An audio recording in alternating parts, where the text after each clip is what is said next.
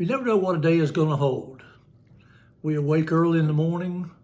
We have plans that we may have made to go places or do certain things today, but we don't really know what's going to happen. We've said for years as Christians that we don't know what tomorrow holds, but we know who holds tomorrow. Well, we really don't know what today holds. Maybe disappointments, maybe heartaches, maybe accidents or troubles, or it may be something that we had no idea we were going to face. So the main thing is that our core beliefs are that we're going to be okay, that our God's going to take care of us. And if we believe that, then we can go forward, and without fear, but rather with faith in Him. I was thinking about that today and thinking about how we used to sing the little chorus, God's still working on me. And it seems like every day when I awake that something happens to remind me that God is in control and to remind me that He has promised to take care of me as His child. And that's encouraging. I hope you think that way when you start a day. I hope that you have your mind on Him and what He has promised and what He will do for you day by day. You've been studying a particular passage or two in the scriptures that speak along that line. Yep. I've been in Philippians, and I like the book of Philippians. Joy.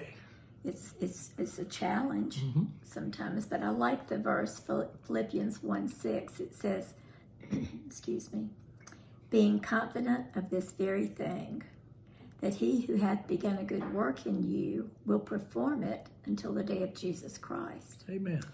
And I thought about that in a lot of different areas. One of my devotionals earlier this week was talking about pain and what happens to a person when they're having to endure it. And it told the story of Andrew Jackson and how his name was Old Hickory, but he was a very tenacious guy and put up with a lot of pain and discomfort, but yet persevered. He just continued on and on. And I thought about how pain can change a person's outlook and their attitude and their actions and a lot of different things. And then I thought, but you know what? Regardless of what we go through, He says that being confident of this very thing, that if God has started a work in us, He's going to continue it. And He's going to give us what we need to get through it.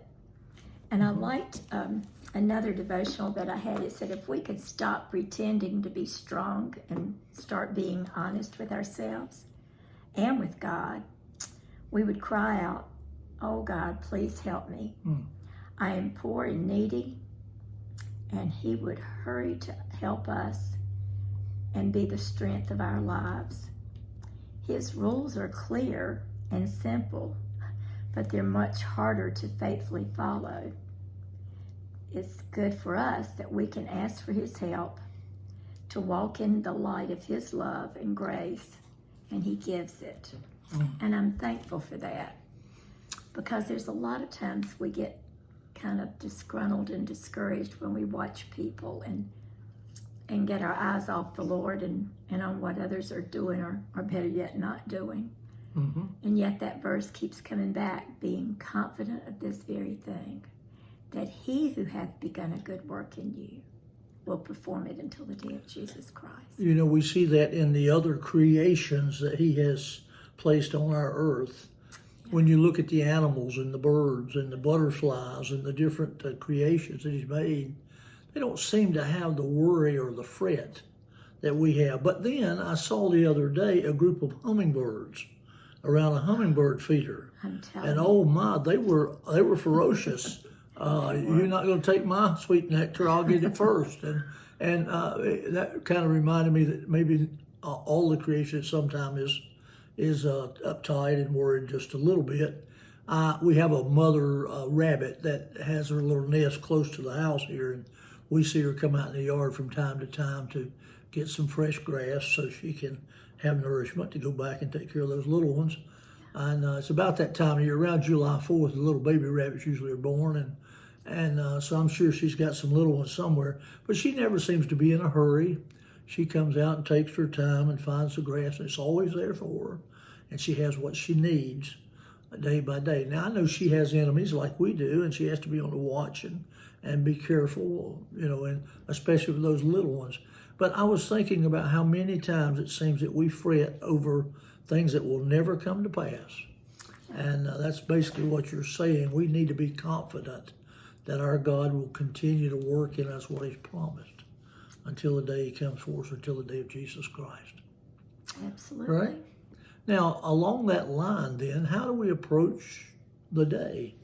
Should we not go boldly forward, knowing that our God is with us and He will care for us? I believe if we do, we would be more encouraged than we are sometimes.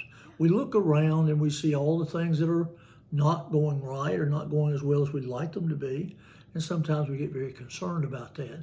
But let's keep our mind as much as possible on the Lord. Think on those things which are good and those things which are pure and those things which are holy, as you spoke to just a few days ago.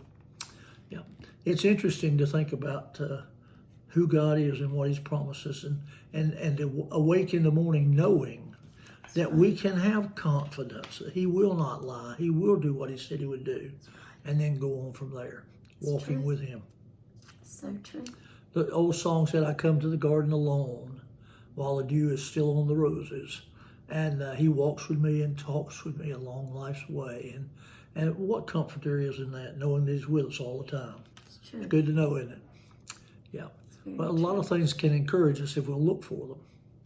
What else did you have to say? Anything about that being confident?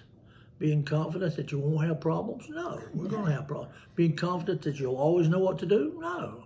But being confident that He, which hath begun a good work in you, will perform it until the day of Jesus Christ. It's true. Amen? Well, thank you for joining us, friend. We're glad to see you today and hope you're having a good day. And we're so glad we could be back for another video on encouragement. And we trust that the next time we do this, you'll join us again. Hey, have a good night. Trust in the Lord. Lean not to thine own understanding, but in all thy ways acknowledge Him. Have confidence that He'll do what He said He would do. And I just believe you'll have a better, more peaceful night, maybe, and even a good night's rest. And when pain does come along, wow, it's not easy, is it? No. But He's promised even in that to continue to work in us, in and through it. I remember in 2002 when the doctor told me that I had spinal stenosis and I would have to have surgery. And I didn't have any peace about it. And most of you know this story. We put it off for 10 years. For 10 years, I carried tremendous pain. Every step I took, I knew my back was not what it ought to be. And then in December of 2012, I had that surgery. And the pain's been gone since then. However, there's been other things, nerve damage, etc., that cause you to always remember. And then I get to thinking about the pain, and it was unbearable at times. But how good God was to me. And I'm still confident that He's going to do what He said He would do. And that's what we ought to do. Hey, you keep the faith, keep looking up, and joy comes in the morning, by the way. So look forward. And hope you'll join us next time. Bye.